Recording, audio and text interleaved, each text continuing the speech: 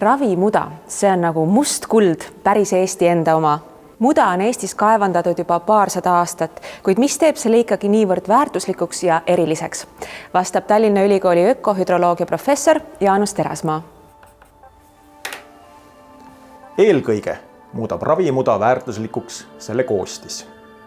Oma olemuselt on ravimuda ühtlane plastiline mass, mis on ladestunud veekogude põhja ning koosneb sinna kantud ning kohapeal tekkinud orgaanilisest ja mineraalsest ainest.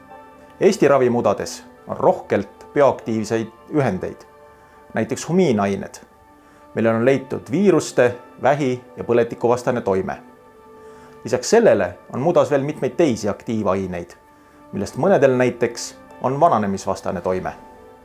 Seda väärtuslikku loodusressurssi leidub Eesti merelahtedes ja järvedes. Hetkel on ravimuda maardlatena arvel 5 leiukohta.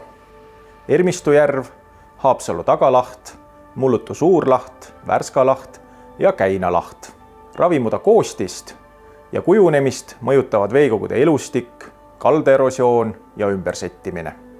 Lisaks sellele ka mitmed inimtekkelised tegurid, nagu näiteks õhusaaste ja valgalalt lähtuv reostus. Üldiselt on meie ravimuda maardlate olukord hea.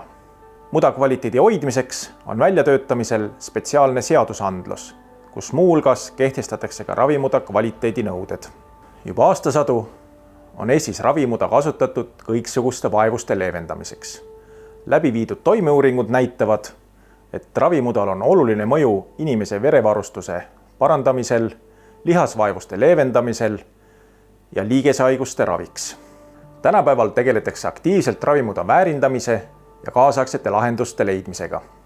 Kui varasemalt sai mõõta üheks protseduuriks kulunud ravimuda kogust ämbrite või vannitäitega, siis tulevikus piisab vaid paarist tilgast Eesti ravimuda ekstraktist. Juba praegu on tootmises mitmed ravimuda ja turbasegud ja ekstraktid, mida saab kasutada massaažiks, erinevate kreemide koostises või kodusteks protseduurideks.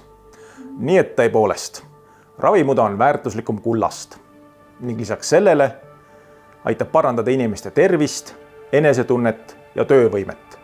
Oluline on, et oskaksime seda hoida ning targalt kasutada.